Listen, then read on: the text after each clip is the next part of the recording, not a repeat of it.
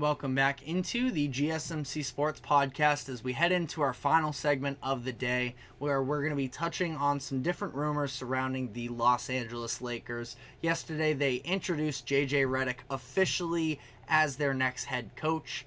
Had the press conference for him and everything. I only got to see bits and pieces of it, but definitely, in case anybody was curious and hasn't seen it, yes, he is officially moving on from podcasting, so we will no longer be getting the Mind the Game between him and LeBron James, which is expected for sure, but definitely was a good piece of content while it lasted.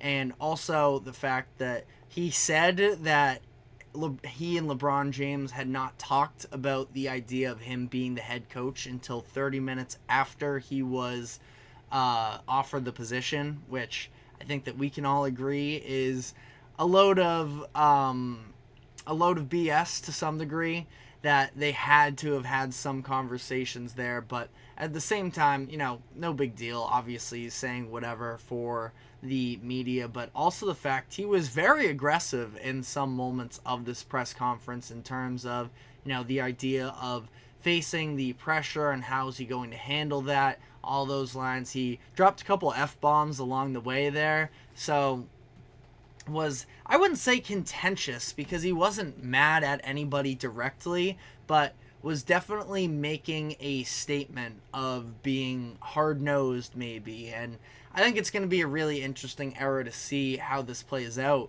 And again, I think that he very much can be a good head coach in the league, but this is a very difficult position to pick up, and especially if it's your first ever head coaching gig basically anywhere outside of youth basketball. So, going to be interesting to see how this plays out. But that being said, I feel like especially with JJ Redick now as the head coach in place, LeBron James is going to be their next top priority, is making sure that he comes back and he is happy to be back next season, where he is planning to decline his player option and at least enter free agency. Now, this was, for the most part, always expected. At one point during the middle of the season, Brian Windhorst of ESPN was talking about the fact that it's a $50 million contract for next year anyways, so, a lot of, good money there for him to pick up on. But at the same time, when you're LeBron James, I feel like, especially at this point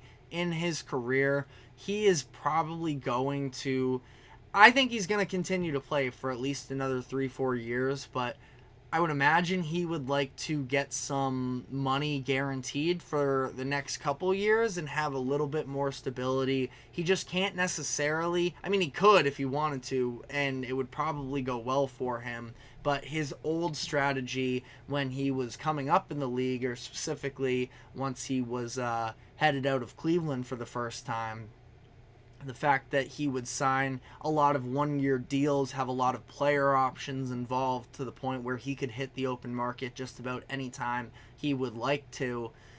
I think that for him, at this point, age 39, that's not necessarily his top priority. It's just making sure that he gets guaranteed money for his family, moving forward here. And probably going to be a 3-year deal. It sounds like that is what he is interested in, and the Lakers are reportedly committed to making sure that they get him on this 3-year max contract. Ultimately, I don't think you can say that it's the wrong move for the Lakers by any means, in terms of the fact that it gives you a couple things. A chance at, being a playoff team and raises your floor a ton, and it gives you relevance, which is kind of what the Lakers thrive off of, especially after basically the entirety of the 2010s decade. Once Kobe Bryant tore his Achilles, it was pretty much over until LeBron came and signed with them at the end of the decade. So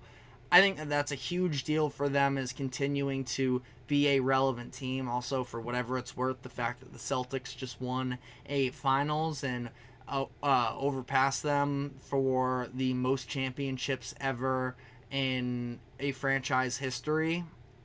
I'm sure they want to, make sure the Celtics don't entirely leave them in the dust to some degree. So they're going to be a team in the mix. And with LeBron James and Anthony Davis, there are going to be at least conversations about what different types of moves can the Lakers make to make them a finals contender.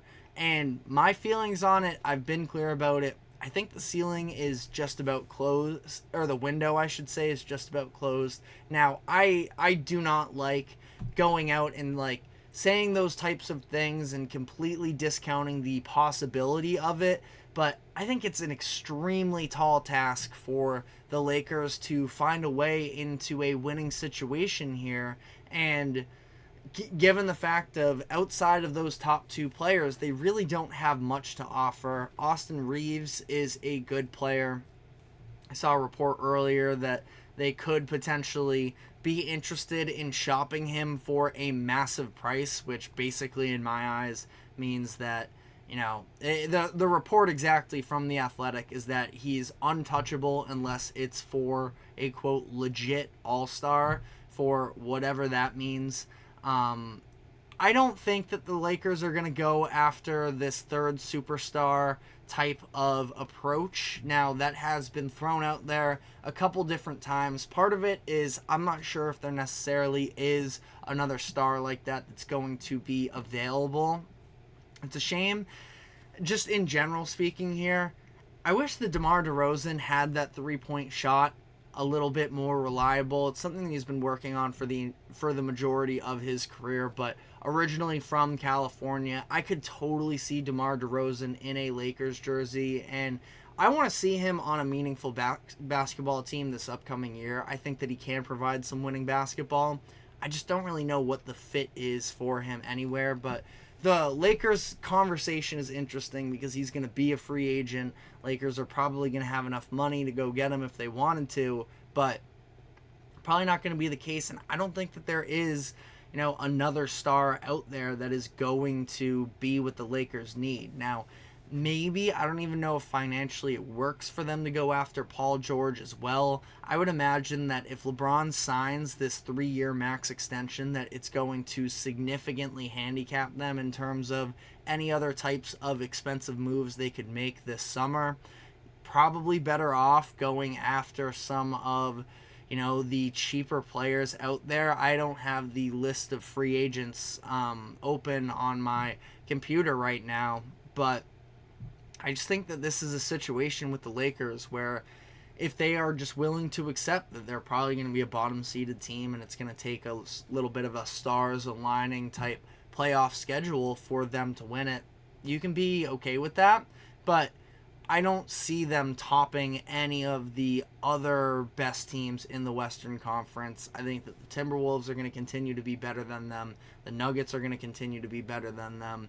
The Mavericks, we'll see, very much could be. The Thunder as well. You're going to have the Grizzlies coming back at some point who, you know, the Lakers beat in the postseason in 23, but I still think they're going to continue to get better as well. So all of these things put together, I don't think it's a very bright situation for the Lakers moving forward, and I'm sure that they're going to be, again, in that playoff conversation, but I don't think that there's a solution on the table for them. So let me know what you think about the Lakers and their plans this offseason, but that is all the time we have for today. Thank you very much for tuning into the GSMC Sports Podcast.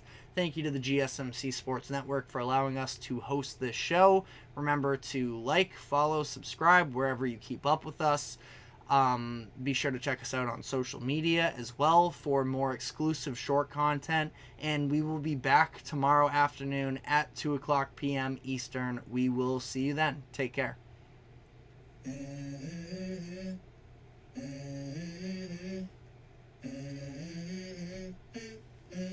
Let's go. I wake up to a little bit of drool on my pillow, feel like it's gonna be a bad day. Yeah, I'm tired of shit, and the coffee ain't hit yet. Damn, ain't that great. I don't wanna go.